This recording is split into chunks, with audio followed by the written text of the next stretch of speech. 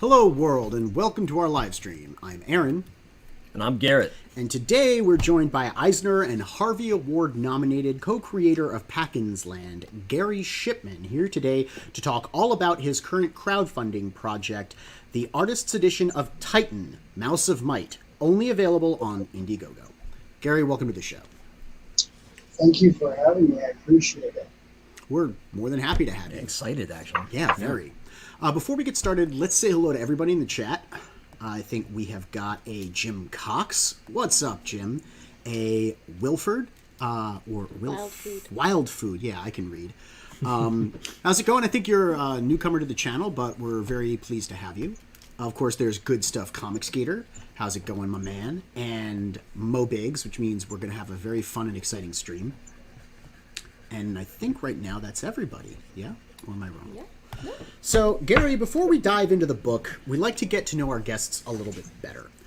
Why don't you tell us how you got into comics? What book first drew you to the medium? Wow, okay. Well, I remember being very young and picking up, like, Avengers back in, like, maybe the 70s or maybe a Black Panther or something like that. But it wasn't something that I thought I was going to do. I just enjoyed the comic medium. But when I saw John Byrne's work on X-Men, I was just blown away. I was like, oh, I want to do this. This is what I want to do. And so I just, I started drawing. I started trying to do what John Byrne did, like looking at his stuff. I thought he was the guy who did everything, though.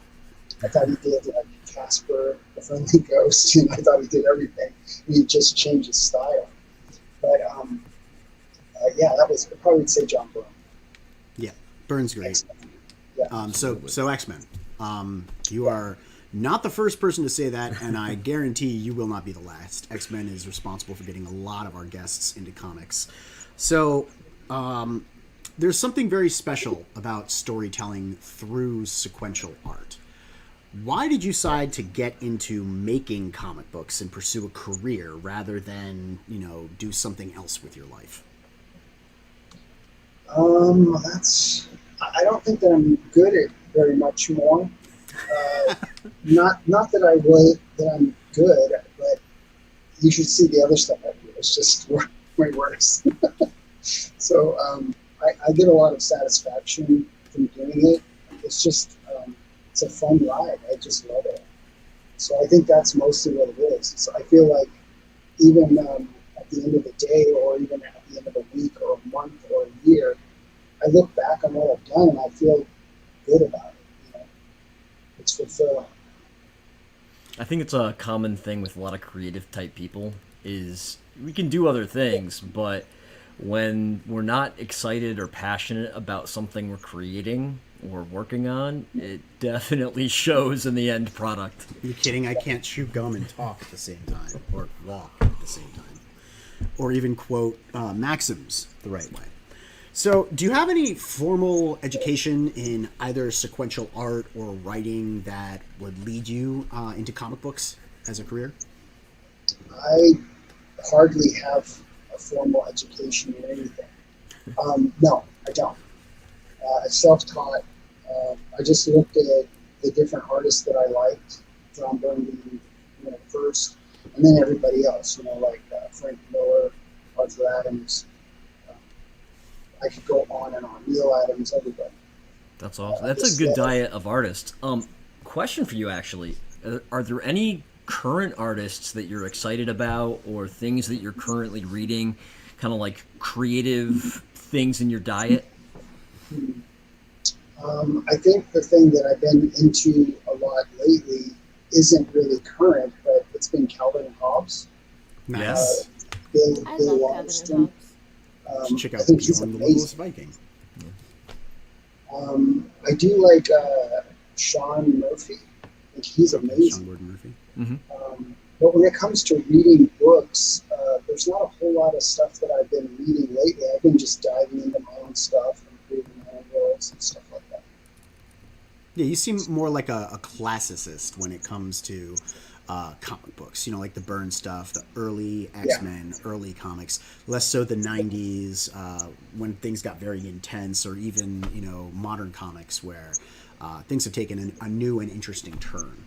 Mo Biggs mentioned he actually knows Packins Land, which started, of course, in 1995. It's like, I guess, what I'm aware of you from.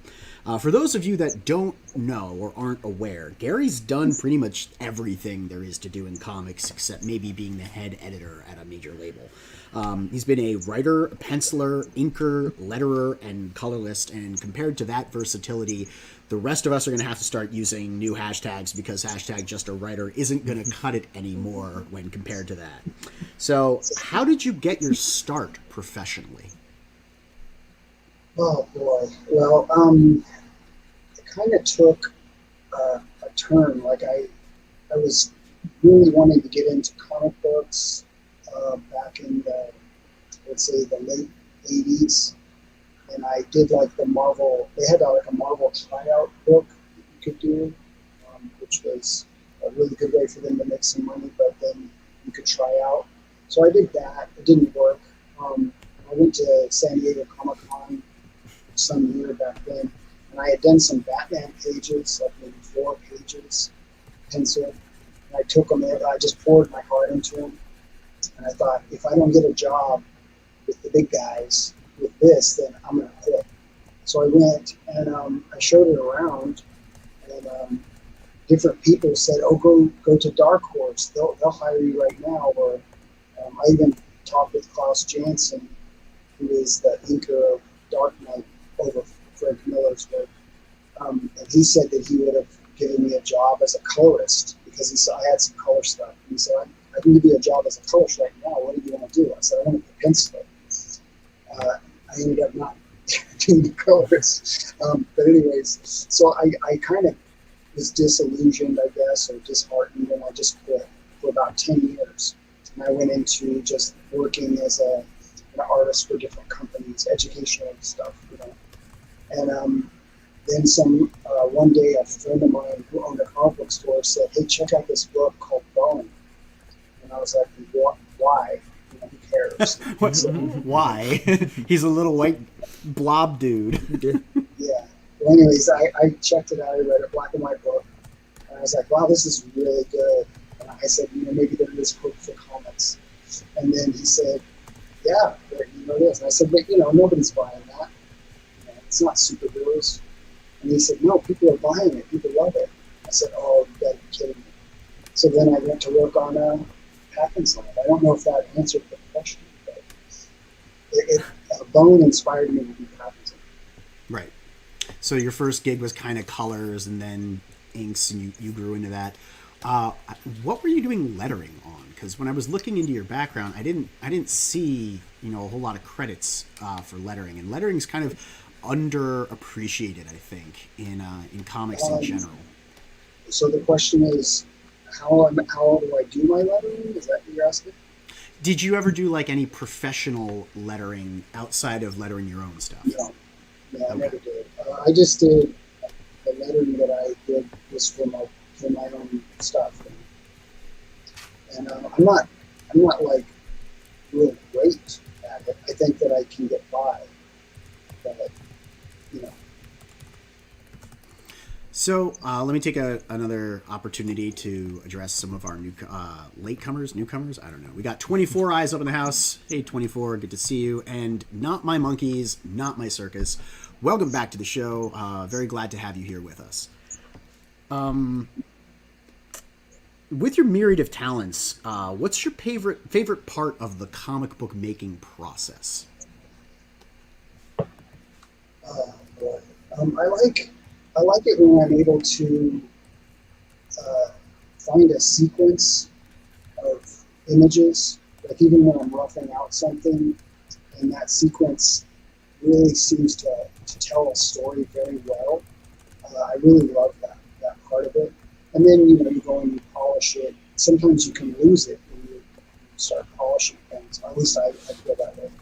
Oh, yeah, So I know sometimes exactly what you're talking about. Yeah. Like, if you get a good rough and, like, some thumbnails, and there's just, like, a nice gesture there, and then you're trying to refine it, and then suddenly it's like, this isn't working. Yeah. Like, there's a speed of the line that gets lost. I don't know. Jason Black says, "I'm new. Address me." Hey, Jason. Glad to have you here. I didn't notice you in the chat. Welcome to the show. Nice to see you for the first time.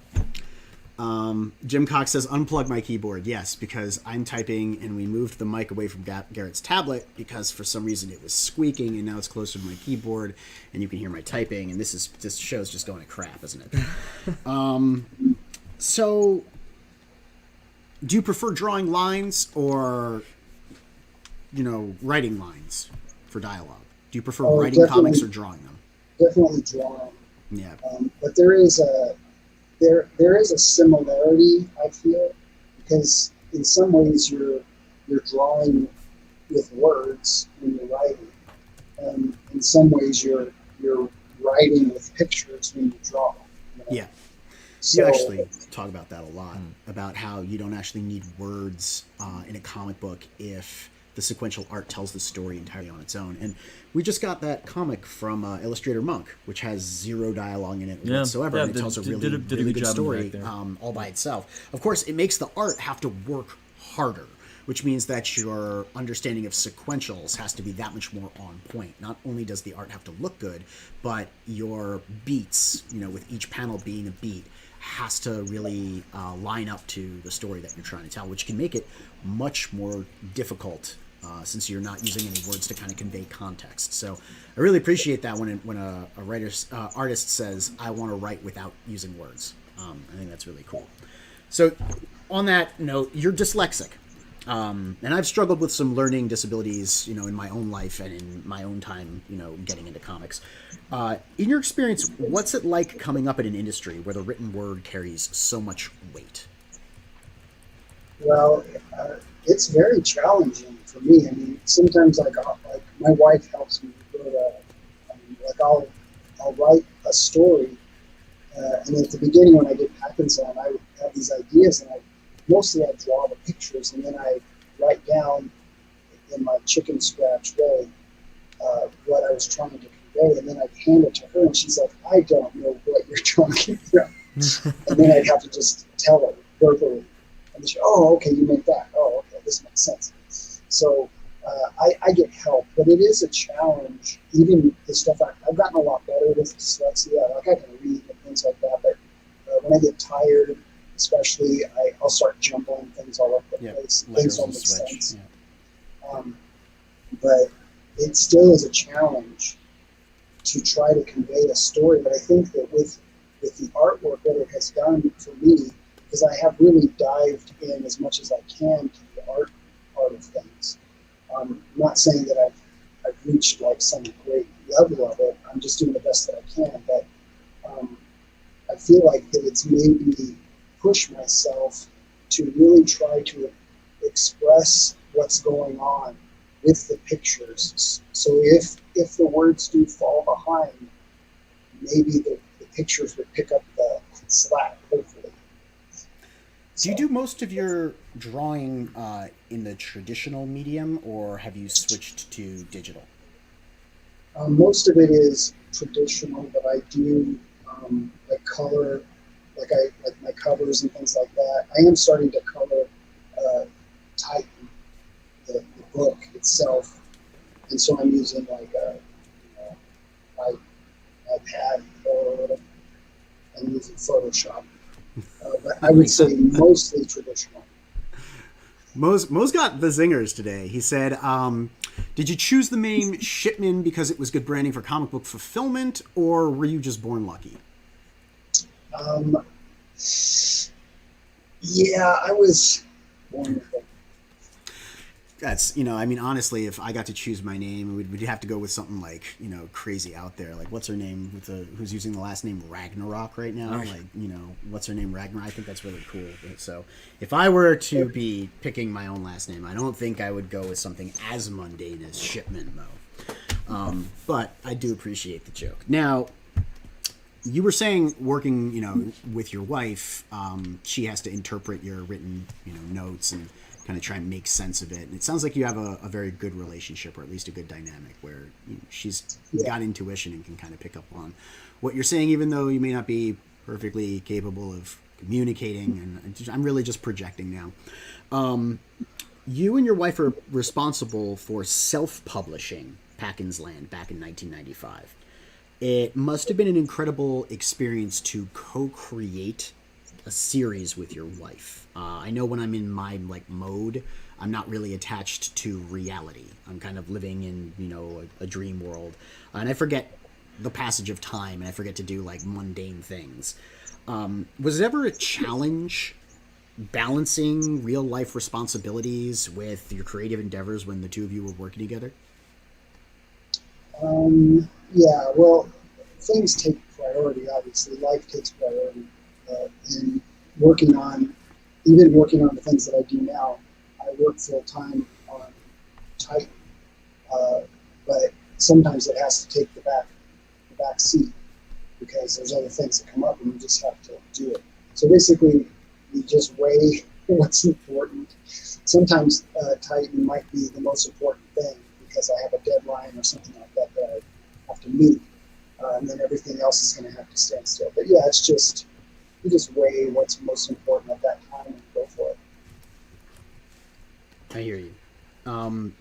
Was there ever any tension between the two of you while you were working on Packin's Land? Did you ever have ideas and she was like, "No, that's stupid"? How did the co-creative process work? Yeah, mostly everything I do is stupid.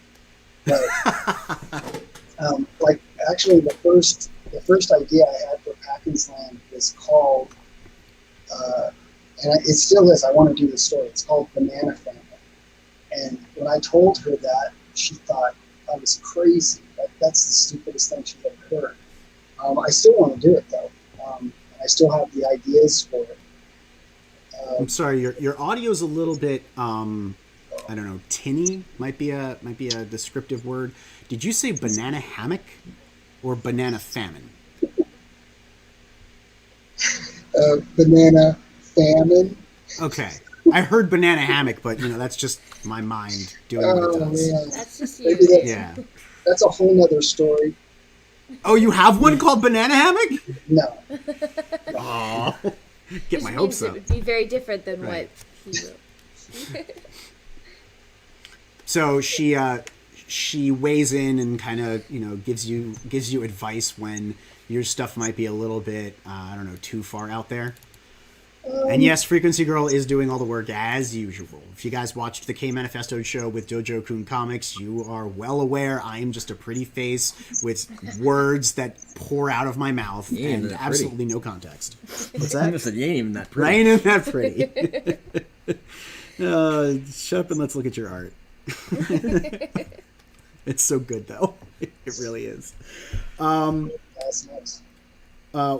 When you guys did work on Packin's Land in 1995, you wound up being nominated for an Eisner Award, a Harvey, and a Russ Manning Most Promising Newcomer. What was that like for you? Were you surprised? Did it catch you unawares, or were you like, yeah, this is totally normal, we're awesome? No, I was totally surprised. I was blown away to be nominated. That's incredible to me.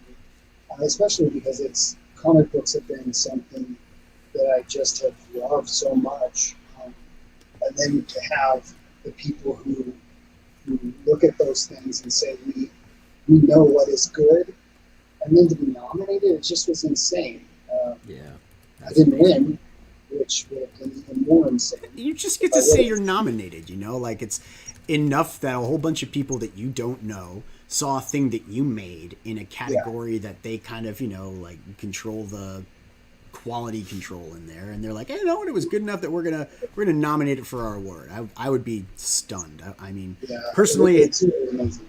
I would love to win a Hugo, but I don't think they're doing the Hugos anymore, so I might have to settle for a Nebula. But really, only nerds want to win the Nebula, so I don't know. I guess just we're not going to win any awards.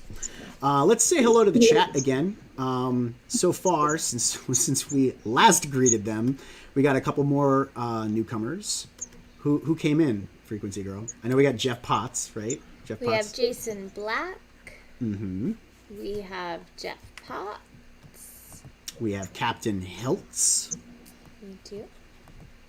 Who these are also my goes people. by Packaging Yeah, Tape I was gonna say there are a lot of newcomers to the channel, names that I don't necessarily recognize. They're either all DWAG. Thank you for joining us. They're Yeah. either all DWAG alts or just new people who you've managed to collect and have come on. That's great.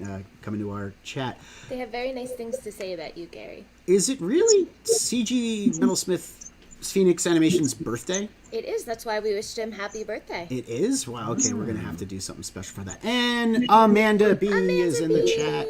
Hey there, how's it going? Glad to have you. So, you got a lot of credits to your name. You've worked at several different companies, including DC, Marvel, Acme, Archives, Cryptozoic Entertainment, Crosswinds, Silver Wolf, and more. Is there a particular project in the past, other than the one that you worked on with your wife? Because we all know that that's the most important and best one that you ever worked on. Is there any other project in your past that you feel helped contributed to your growth most professionally? I think that what has helped me grow as an artist was the time when I wasn't working with anybody, like having to make ends meet as an artist, trying to produce artwork at a very quick pace. I learned a lot. I got to a place at one point, not that these were outstanding drawings, but they were surprisingly good, I think. And I wouldn't use a pencil. I would just start using a pen, and I would start drawing as fast as I could, and then I'd do a portrait or something like that. And you'd see like these lines and stuff like that. I don't have an example of it. And I would be like, wow, this is really stretching me. And there would be like a commission or something like that. Those would be the things that I think that stretched me most. So not so much working for any particular company, though. But actually working on things when you weren't signed to a project that was guaranteeing you a paycheck or anything like that. So when you're talking about taking commissions, you were doing prints and covers and stuff like that, and you had to do the turnaround, and get them out the door so you could keep taking on new commissions and make ends meet. That must have been, very, I don't know if trying is the right word, but definitely challenging. Did you ever have like money troubles working as a comic book artist? Yeah, definitely. And I think that's what made me grow, is that it's basically desperation. You're trying to get work done as fast as possible. You have to give people a price. Someone asks to do a drawing, you have to give them the lowest price so you can get the job. And then maybe it wasn't such a big deal, And so you're having to take these low-paying jobs, and you have to crank out work every day for hours and hours. And in order to make ends meet, you have to do a lot of work that way. And I think that that's where I learned how to trust the line that I'm doing. Don't worry about it. It's like sometimes the mistake is good. Like Bob Ross says, having mistakes. The old saying I love is the best artists make the best mistakes. Yeah. Right? Yeah. So we have a comment here from Captain Hiltz. He wants to know how proud you are of the character Edge. I think you created Edge for Silver Wolf, or was it Crosswind? I can't remember now. Was it Silver Wolf? Silver Wolf. Yeah. Yeah, it was Silver Wolf Comics. How proud am I? Not very. I just did the character design for it, and then I did like the storyboards and stuff. But the story itself was written by Chris Silver, and that was actually the first comic job that I got that was supposed to be a paying job. Mm-hmm. Everything went terribly wrong. So, So one other question for you that I'm interested in, and this is something that I usually ask other guests that are, no, I like to talk sometimes. You can talk over me once I start. So something I like to talk to a lot of our guests about with comic book making is the number of panels they put on a page. I think it's a fun thing is to see how far you can stretch yourself with, making it readable, but cramming a lot of info on there. And it's usually a tough negotiation between artist and writer. Since you are both artist and writer, what's the highest panel count that you've managed to push yourself to put on a page? I think I've done 12, but it could be. I think a safe answer is 12. Right on. Yeah, we saw 12 rereading issue 1 of Savage Dragon last Yeah, night. that's right. I showed you 12. Eric Larson, beautiful, like page 4, I think. Just 4 across the top, middle, and bottom. Very, very clear, concise. The panels were good sizes. So, yeah, it's possible to do stuff like that and have it not feel cluttered and not feel confined or difficult to look at.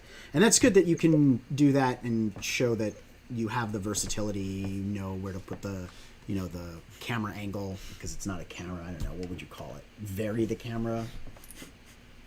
You don't know? Okay. Garrett doesn't know. He's an artist and has no idea what I'm talking about. I understand. I know what you mean. Yeah. So I guess, we should move on and talk about Titan, Mouse of Might. Where did you get the idea? He kind of reminds me of like Batman if Batman were an anthropomorphic mouse. Okay, so where I got the idea was in the Packens Land world. On the first page of Packens Land, there's a character reaching for a book that we're about to read, the Packens Land story. But on the shelf, you can see other titles, and you can see that Banana Famine is on there, and a Mouse of Might is in there. There's some other ones, but Mouse of Might was always an idea that I had from 30 years ago. He's taken on a completely more realized world in the last year or so. But the reason why he looks like a bat is because there's actually this character here is a dark flyer, and they're bat creatures. And in the world of Packens Land, the mice are the food chain, for the bats, and he takes on the form of one of them, and that's where he gets that looking. So Titan kind of grew out of Packens Land, is what you're saying. Yeah, he actually comes from the world of Packens So you're Land. Tom Caning your wife. I'm sorry, say that again. I'm kidding. Tom Kane, Batman, kind of took the Tom idea. Kane. Okay. But But bump ching, yeah. I guess I don't have the laugh track that I wish I did. Oh God! Who's the? I'm If I had a laugh track, I'm scared of the day that you finally figure out how to make a laugh track and put it on the show. I'm gonna walk around with a recorder and just play that. Or you know what we could do? We could get a soundboard. Oh God! Yeah, let's get a soundboard. All the best YouTubers have soundboards. No, I don't think I know any good YouTubers with the soundboard. So, who's this book for? Packens Land was kind of like all audiences. Anyone could get into Packens Land. Is this at all like darker, edgier, grittier, or is this still for all audiences? I think it's for all in the same sense that like Star Wars is for all. It's sort of like that. This might be a bit grittier. I mean, it is grittier, but it isn't so gritty that not everybody can enjoy it. So it's still for all. Did you ever want to do any more adult-themed comic books? I don't mean like bounce chicka bounce adult. I mean like things that are more geared towards teens or an adult audience. Or does it really like put a smile on your face to make comic books for a younger crowd as well? I don't know. I think when the idea comes, if it's for a younger audience, or I've never done anything that's been real like aged up, I guess you'd say. But I do think that there are some mature themes going on in Titan. It may look a little bit cute, but there's some things that happen in there that are a little bit more. But it's a comic, what are you going to do? Yeah, and I to be fair, I think even with younger audiences, as long as it's handled right, you can tell some really serious themes. I know his books are kind of what we all think of as kids books like Dr. Seuss, but he was really, I think he famously said that the quickest way to write a bad kids book is to try to write it for kids. You try to write it for an older audience, keeping in mind that kids are going to write it, and you figure out ways to give them themes and struggles and just information and creativity that's mature, I guess. Yeah.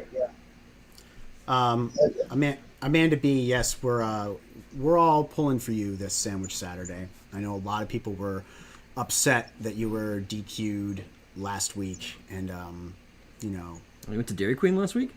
No, she was Disqualified. disqualified. I'm kidding. Jeez, you're so bad. But yeah, I need a laugh track. We're pulling. Yeah, you do need a laugh track. See, I told you we should get a soundboard. We're pulling for you this week, and we're going to stand in solidarity with you. So, tell us a little bit more about Titan. As a character, as a series, what's the story here? He does really remind me of Batman. Are there themes that you're exploring? Is it like the real Batman? There's a lot of Batman in there, obviously. But he's an extraordinary mouse that comes from a world called Packen's Land. The way that Packen's Land story was a boy from the human world went into Packen's Land and met all these extraordinary animals. The way Titan is like the flip. He comes from the world of Packen's Land into the world of man. And he gets involved with some nefarious scientists and things like that that are trying People keep taking my name in vain. So they're trying to use whatever it is that makes him able to talk and have abilities, trying to extract that out of him and to put it into other animals. And so there's all that stuff going on. So his journey is trying to rescue as many lab animals as he can and maybe take them to a safe place. We got more sandwich talk in the chat. Jeff Potts does say a lobster roll is a sandwich. A lot of people felt the same way, Jeff.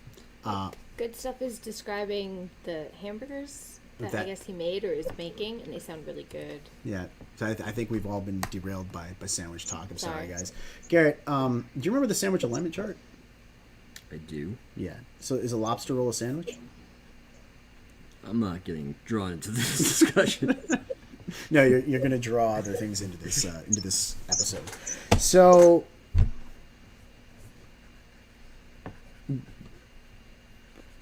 I don't know where I am in my list here. That's what happens When when, did you you- stop and look at the chat and try and do my job. I like I said, I can't chew gum and talk at the same time or walk. I misquote One of these days maxims. you'll learn. So when did you start working on Titan? I know you did Packen's Land in 1995, and I know you've done numerous crowdfunders for Titan. But when did you start working on it first? Let's see. I think it was 2019. I'm sorry. Yeah, 2019. That sounds right. So Packen's Land was 1995, and you waited for about 20 years before you started working on this character. Yeah, well, what happened with Packen's Land, I was going to continue the story. I would have been working on it for all these years, but life happens. I went from Caliber Press to self-publishing Packen's Land, then Alias Comics picked it up, then back to self-publishing, I think. Maybe it was before that. I did one issue through Image Comics, and things just didn't work out. And it only has really worked out whenever we would do it ourselves. So every Right. time I would go and get like a different publishing company to, they'd have interest in it, they'd say, yeah, we want to do it. It would always somehow go wrong. And then we'd pick it up and start doing collected, trade paper or whatever they're called. And we were able to do it, But then, you have kids, and then life happens, you get a job, things just happen. And I thought that Atkins Land had kind of just disappeared into time. I was thinking maybe you were waiting for, the copyrights to expire for the characters in Packins Land, so you could just, take the character yourself and do something with it without having to, work with your co-creator and split rights or anything. But that's not a funny joke anymore. So I will ask you to expand on what you mean by self-publishing worked better than publishing with other mainstream companies like Image or even So I think that, so what I mean by it's better for me is that when I create something, I own it. That's the one thing that's good. Image comics, you still own it. But they have a certain, like a baseline of money that they are going to take from the project. And then after that, anything after that is yours, because they have to do the distribution, they have to do the printing, right, and all that. They have to just kind of recoup the costs before that anyone sees profit. And so they have their fixed amount of money, and they're going to get it. And once they get it, then the rest is all yours. So if you do a book that is hugely successful, Image is great. If you do a book that's sort of like maybe you just have like a grassroots kind of thing, which is where I am, and you just have a small group of people, and it's growing, then self-publishing, I believe, would be a better way of going. But it's hard to know. Do you have something that is going to blow the socks off of everybody? Who knows? So you have to take risks. But every time, so if I was to do a single individual issue through Image Comics, I would have to make, I'd have to sell quite a few issues to make a profit. Right. If I do that same issue through crowdfunding, self-publishing, I don't have to do nearly as much, and I'll make a lot more money, and I can make a go of it. And so that's where it is. Just want to say hi to Tank Ferret. Thanks for dropping in, buddy. Don't forget to give the video a like on your way out. And hey, Hockey, good to see you. Glad you're here. Hello, as you like to say. Hello. I got to say, Garrett, I love the galoshes, the shoes that you put on her. Thank I don't remember if we did that originally in the first pass. We did. Oh, we did. I'm in love with this character. This character just looks, she's adorable.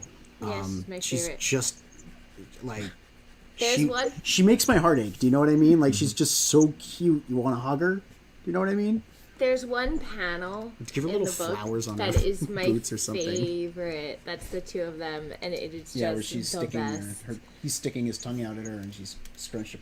So for everyone else in the chat, these are two of the characters in our story, Jan and Jun, in MAVRICS Origins. They play a much larger role in the main series, but they're introduced in the Origins series as children, and she's precious. She's just So precious. cute.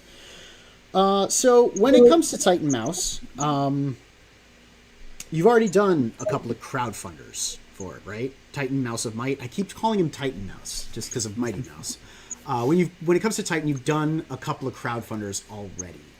But when you did Packins Land, you just self-published. What changed there? What changed your mind? Because in 1995, it's like you don't. Pardon me for saying it, but like you had no rep. You were a newcomer out of nowhere. Now you've had this long career working in comic books, and people know who you are. Why are you crowdfunding instead of just publishing through your own imprint? I don't know that people know me as much as you think, but I think I'm unknown. So we're just scrolling through books that you've done now, right? You know what I mean? Like we're just scrolling through things that you've put out there into the world. you've put out more work than you had in 1995, so at least you are more accomplished and have a bigger resume. Why crowdfund instead of just make an imprint and publish your own stuff? I think it's because of, well, one, I don't know, there's a way that you're connecting with people. That's what's made all the difference. And the reason why there was this lull, this period of years where I didn't do that, is because there wasn't a thing as crowdfunding. It's been a relatively new thing. I didn't actually know about it probably until like 2000, maybe 16 or something, when my friend had told me about that people were crowdfunding different things, not comics. I never even thought comics would be a thing that they do. But in 2018, I think, is when it kind of just like, hey, you could do comics, do crowdfunding. And you just have to get the word out yourself. So everything that you do with crowdfunding, the more people that you can make aware of it, the better. And it's all the control. That's the thing I think is the best thing, is everything that I do, I did it. And so if somebody doesn't like the storyline, it would have to be me. I'd have to be the one that doesn't like the storyline to change it. And I think that the level of control and not having to deal with head editors. Go ahead, I'm sorry. Head editors-in-chief at labels that are going to tell you what you can and can't do. Every success is yours. Every failure is yours. You have to be responsible for all of the stuff that goes out there. So there's a feeling of accomplishment when you make something that people embrace. And there's also a feeling of, I can fix it when people don't like what you put out. It's not like you're going to have to fight the editor and be like, no, let's do this because it didn't work when we did it that way last time. So I think it's much more empowering to be in control of your own IP. But then again, I haven't published anything yet, and that's all fantasy land. Yeah. So, like, you've done other campaigns for Titan. What makes this one different? This is volume 2 of three volumes. So, and I finished volume 2. I mean, we're virtually done. I finished. This is the last cover for the volume 2 campaign. How the Mighty Has Fallen is what I called it. But everything's getting buttoned up, and what's different about it is just the progress of the story. You know, it's where we are in this story arc, and yeah. So if you haven't read the first one, you should. And this is for the artist's edition, which is like very large and oversized, right? That's a different format than you've done before. Okay, so I got my things crossed. The one that we're talking about is the artist edition. That is taking Titan Volume 1, which is the first 3 comic book issues, I guess you'd say, and we're putting that out as an artist edition, which is an oversized edition, which just shows the artwork. So you'll see like the blue lines, you'll maybe see some notes, things like that on the actual artwork, and it isn't cleaned up. And it's for people that are more into that. They want to see the texture, they want to see the larger format that way. Now, when you say oversized, how big is it exactly? Big. It is 10 by 14. Big. That's awesome. Big old book. Becky got a big old book. Gary got a big old book. You could do that. So what made you decide to put it out at that size? I mean, you know, we're doing a 9 by 12 because we want to do it art book style, you know, like the Euro books of old. Why 10 by 14 and do, you know, artist print size? Well, 10 by 14 is what I can afford. So I wanted it to be 11 by 17. So like actual artists prints, like full size. That was the size that I did them. But in talking with my printer, we would have to make a certain amount of money just to print it, and we didn't make that. So you got 4 days left, right? Yeah. Yeah. So as it is, all the money is being poured into it right now just to do it because the people that that come on my live stream on my channel. There's people that from the beginning have wanted to see an artist edition. I've wanted an artist. It's just mostly just something that I want. So you're doing it for the fans who've wanted to see an oversized Titan mouse. It's not like you're trying to remarket it or rebrand it to a wider audience. This is really more for those specific fans that you already have, fans of Titan Mouse who've been with you since the get-go. That's pretty cool. I respect that. Your last campaign before this one, Titan Mouse 2, that was very successful, if you don't mind my saying. How did you put that campaign together? Did the campaign for Titan Mouse #1 teach you some tricks, or where did you get the insight to do that campaign? I think that it was just the right time. I think that Titan. Okay, so I did Titan 1. That one actually was not the artist edition, but just the regular Titan. That one actually was the best crowdfunding thing that I've ever done in raising money and things like that. Then Titan 2 has been quite lower. And I think the reason for that is because of what happened, lockdowns and social distancing and all that stuff. And people's minds have shifted to maybe more serious matters. And maybe people aren't have work as well and things like that. So Titan 2 kind of took a dip. And I think it just had to do with timing. So when I did Titan 1 and it did so well, it was just we hit at the right time, I think. And who knows, maybe the right time is going to come again. Yeah, so there it is up on screen. That's actually Titan 2. Yeah, that's the one I was talking about. Yeah. And you can get Titan 1 in that campaign. Yeah, the catch-up. Yep. Yeah.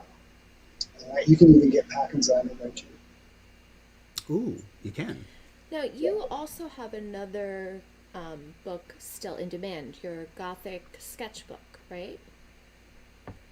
Yeah, I did a Goth and Ugly Sketchbook. Was that the one where he broke 400% in the campaign? I don't remember. That was the one of the sketchbooks. You've done 8 campaigns on Indiegogo. So you're not a stranger to this crowdfunding game. Yeah, I'm getting more and more. I learn every time I do it. I learn something new. So that's kind of cool. I'm just kind of jumping in with both feet. I think of an idea. Like I always had an idea of doing the Goth and Ugly Sketchbook. Actually, that shows a lot of the artwork that I did. It was more that experimental kind of stuff where in those years where I had to go fast and do a lot of stuff. So like that piece that's showing, maybe there's some samples. That's gorgeous. Thank you. Most of them were just so different than the stuff that I'm used to seeing from you. Yeah. So were you experimenting with your range here to just see if you could branch out into different styles? What led to this Gothic sketchbook? Because it really is different than what I'm used to seeing. I think that it was just the necessity of having to get things done fast and learn how to draw fast but still convey a story at the same time. And so I got really, I guess, gritty with the technique. But it was fun. I loved working like that because it's very free. It's like you just leave the mistakes. Don't worry about it. I know, Mo. It's kind of like having an ear to the door, or like when you would have a glass listening to the door, kind of like eavesdropping on a private conversation. I know what you mean. You feel a little bit like a voyeur. I don't blame you for dipping out. Arlene says those sketchbooks are wonderful. I am inclined to agree. Jeff says that was Gary's goth period when he was wearing face makeup and black lipstick. Don't forget smoking cloves and listening to Depeche Mode. That was a very important part of your goth phase, right? It's true. What inspired you to do the different sketchbooks? I mean, obviously you've been working, and when you weren't attached to a company that was giving you a paycheck to do a particular project, you were cranking out the commissions.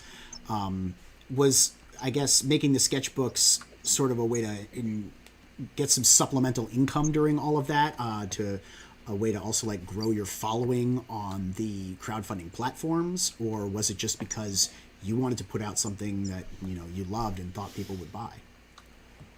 I think the first sketchbook that I did in 2013, and that one wasn't crowdfunded. I just did that to take to comic book conventions because I was doing a lot of those, and I had seen that people were doing sketchbooks, and so I thought, well, I'll do one too.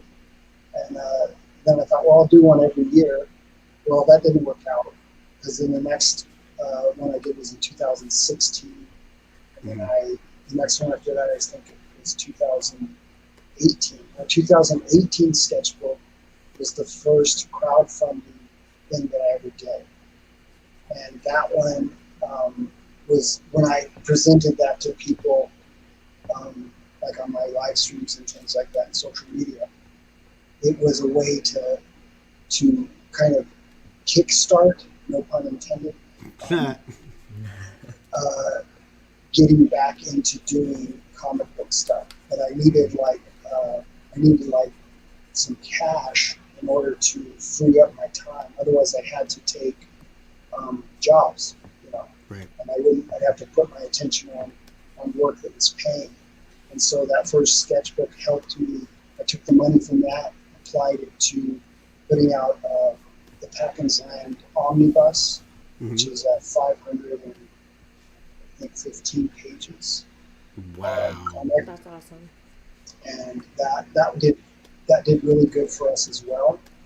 And then I took the money from the Packens Land Omnibus and put it into Titan #1. And then Titan #1 did fantastic. And then we took the money from Titan #1 and put it into Titan #2. Titan #2 is done good, and I'm happy with it. So that's what it is. And so we're going to keep going as far as we can with it. Is anyone else getting hypnotized watching Garrett paint? I get hypnotized by it. That was beautiful. Yeah, right? It was really fun watching him blend the colors and just apply like a layer and then see how he sort of like mushes it together. I think it's really fun. Cool. We should just watch. There should just be a stream of you doing that, right? Okay. We should just do like a Garrett does stuff on the tablet stream. I think so. So do you want to look at the campaign for the artist's version now, or do you want to like scroll through Titan Mouse of Might version 2 or number 2? Do you want to talk about like the tiers in volume 1, the artist's edition volume 1? Sure. So basically it's pretty straightforward, and I tried to keep it as low, the price as low as I could. Turns out that artist editions cost about that much anyways. But the money that we're making off the campaign, the amount of money that we made, all of it's going just into printing because it isn't cheap. And so we will have some extra copies after this campaign ends that we will be able to, if someone didn't get in on it, I guess we would have them on our website and stuff. So basically I just have 2 perks there. I think that the first one is just to get the artist edition and I'll sign it. And the second perk is that I'm going to draw on the size of the artist edition on the interior page. I'm going to do a drawing, and there's a sample there. Cool. So it's not like a separate page. You're going to do a special drawing in their book for them? Yeah. I'm going to do a special hand drawn. So it makes the artist edition, each one is going to be unique. That is really cool. I like that.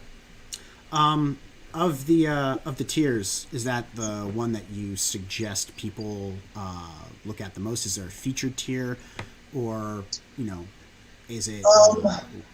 I think that whatever, buyer's choice. I think whatever anybody is interested in, I think that's the way to go. But I'm just really looking forward to seeing this thing printed. I think it's going to be cool. Yeah, just big.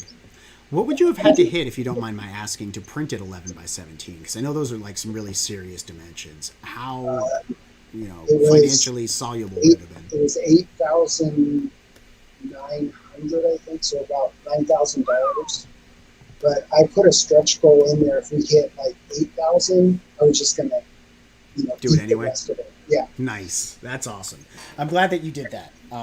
Because this really is like, it seems like at first, looking at it, you want to print something at a larger size to make it more of like a collectible or more like a art piece, but it's previously existing material, so it's almost like just dipping back into that stuff that you already made. But hearing you describe it as something that you're making for the people who really already have expressed that they want it makes me feel good. Makes me feel like you're more about the consumer and your fans than you are about the money, which is, those are the people that I back. The people who are more about customer service and doing things that their audience wants than doing things that are going to market for them and make money. There's a balance. I get it, but hearing that, like, if you hit 8,000, we would just go do it. Like, that's awesome.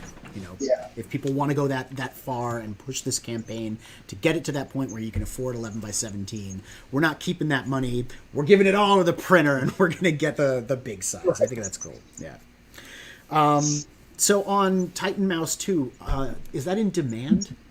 Yes. That's still in demand. So you're offering Titan Mouse 2 because it's like you said, the sequel to this one. This one's just the big artist's version of Titan Mouse 1, but we can still pick up Titan Mouse 2, which includes the earlier version, the regular Titan Mouse 1, and apparently it's there as an option. Right. It's a catch up. Yeah, So Titan 2 is its own volume. I'm sorry. No, I was going to just go ahead. I was just going to say, is it actually just a larger version of it, or is it slightly different? Like, you're getting your notes on some of the pages, right? If I remember from your video. That's why it's the artist's edition. Yeah. Yeah, you'll see the pages as I drew them with whatever, like, say if there was a note on there, like in blue pencil, like change this or move that, move panel 3 and move whatever, things like that.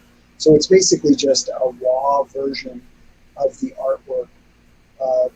And I'm hoping it's going to be the closest thing to having like the original art. That's very cool. I like your swag tier. I like swag tiers in general. I think they're neat for people that just want to go in on the franchise and get all the little doodads and fun stuff. I like that you did it at $15, and it's mostly like stickers, and it looks like, is there a patch in there? Am I imagining that? There's two patches. Someone's gonna have to tweet this at Shay then. Mm-hmm. 2 stickers. That's a really nice deal. $15 for 2 patches, 2 stickers. There's a metal tray. 4x4. Yeah, that's neat. I like that. Also, I love the coffee mug. I'm a huge sucker for coffee mugs. I have a collection going of the different campaigns that have offered coffee mugs, or people who have stores that offer coffee mugs. So that right there is a really good looking mug, and I might just need to pick it up. What's been the hardest part of crowdfunding for you? What's been the greatest obstacle in running a campaign? The campaigns themselves they kind of run themselves once you put it all together. It can be a little tedious getting everything, like the tiers, or the perks and all that stuff, and then writing the story.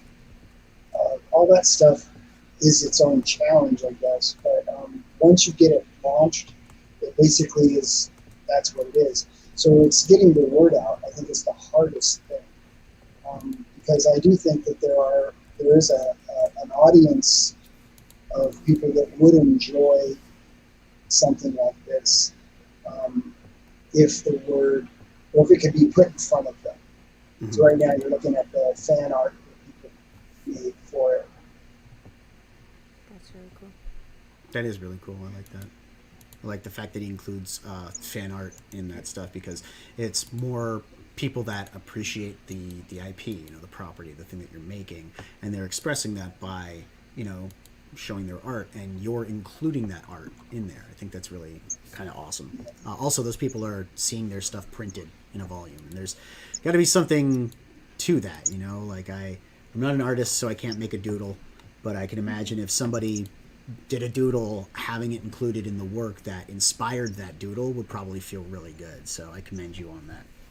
I made the winner, as you scroll, you'll see the winner of the fan art contest. Their piece got made into a trading card that will go out to everybody as well.